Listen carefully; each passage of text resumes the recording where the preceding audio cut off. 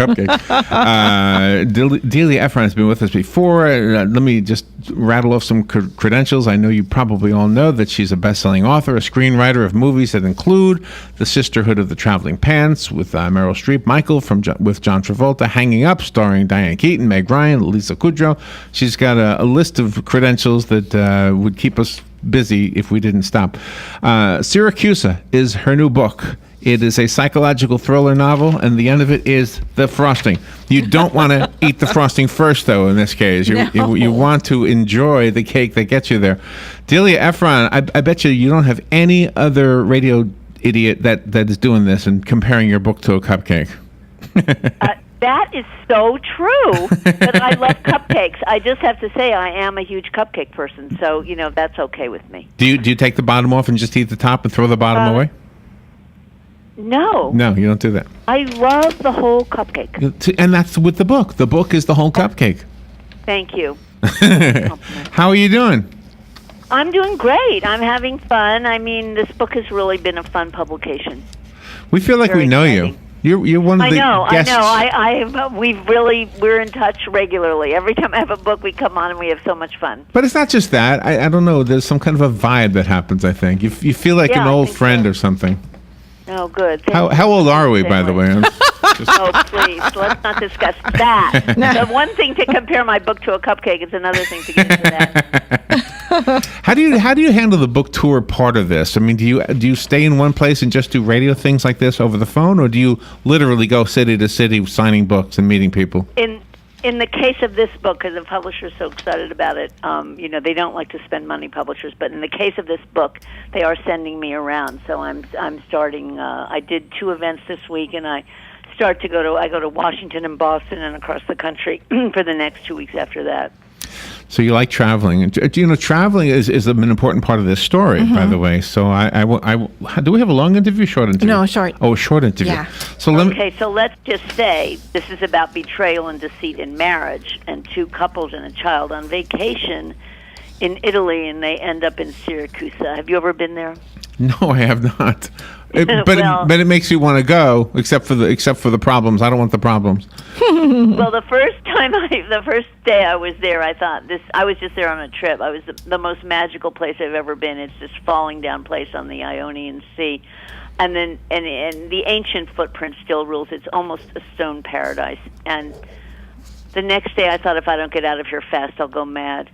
So I knew it was the perfect place to send 2 couples and a child on a trip where the deceits and betrayals would begin to spin out of control. The 10-year-old definitely... It just immediately just took possession of me. The 10-year-old is an ingenious part of this. As an author, I just want to congratulate you on that idea, because it adds a dynamic that you don't often see a 10-year-old in any of these kinds of stories. Mm-hmm. Yeah, it's provocative to throw that 10-year-old just on the cusp of her.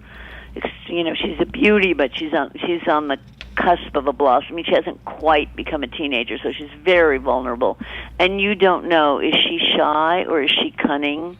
Is she manipulating or is she being manipulated? And she moves to the heart of the story as it goes. It sort of blows the whole story up.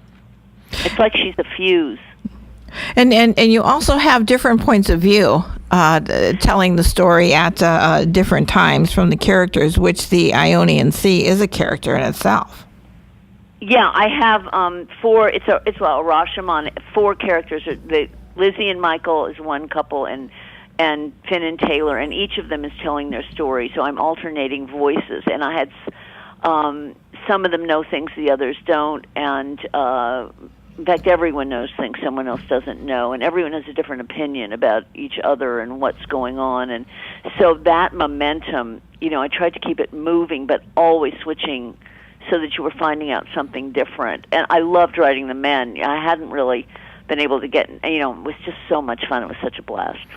What do you do to do that? I mean, how do you get into the mind of a man or of anybody who's not like you? Well, I do know men. Okay. I've been married to one. I was married to one for 35 years. And the other thing is, I must confess, Finn is Irish in this book, and I have this friend who is Irish, and he is very funny. and I took him to lunch, and I just made him tell me everything he possibly could about being a man and being an Irish man, so I could use it for Finn. And by the time I left lunch, I was practically Irish myself. I mean, it was unbelievable what he was willing to say. So I do. I mean, what I don't know, I ask, or I would, yeah. I mean, yeah. Oh, what wow. I don't know, I Love ask. to be a fly on the wall in that conversation. Yeah. And the Michael and the Lizzie are intriguing because she's the journalist, and Michael writes differently than she does, yet they somehow get along but still have a little bit of a conflict, just like the two writing styles do. Yes, absolutely. It was really important that you understood when you read Michael that he was, when I wrote him, that he was the novelist and Lizzie was the journalist. It was like it was a problem. It's funny you picked that up. Yeah, it's true. It makes how they tell their stories very different. But Michael is, as you find out very early in this book, is having an affair. So the last thing he wants is to be on this vacation with his wife. He doesn't want the sexual expectations, the isolation that a vacation. I mean, the thing about a vacation is they are really amazing, aren't they? I mean, you never know what. Especially when there's sexual expectations. Yeah. Well, he doesn't want that. So I mean, he's going. He doesn't want to be there, and she doesn't know that. She's looking forward to that. No clue. What happened to the women's intuition with her? She just didn't kick in. Back. The first line I wrote that told me what my book was couples collaborate, hiding even from themselves who was calling the shots and who's along for the ride. And that, to me, was the critical thing to understand about marriage, because this is an exploration of marriage. And marriage is as Michael says, betrayal of this magnitude is the exclusive province of married couples. I mean, marriage provides opportunities to love and betray like no other. Oh, Exactly. Absolutely. Delia, it's always great, and it's always too short. Thank you for taking some time to be with us today. The book is called... Thank you so much. Siracusa. I have a copy here. Call me if you want the copy that was sent to us. And Delia, before you say goodbye, is the best website yours, DeliaEphronWriter.com? Delia Ephron, DeliaEphron.com or DeliaEphronWriter.com. Either one gets you can order straight that way, or any bookstore, online, Amazon, B&N, all of them. They've all got it. All right. If you're doing a book signing... Siracusa. Yes, and if you're in Florida, come and do this interview one day, at least once, in the studio. Thank you. I'd love to meet you in person. Delia, thank you. We will be right back. The weather is brought to you by myfwc.com. Safe boating is no accident. Sunny to partly cloudy today, a thunderstorm around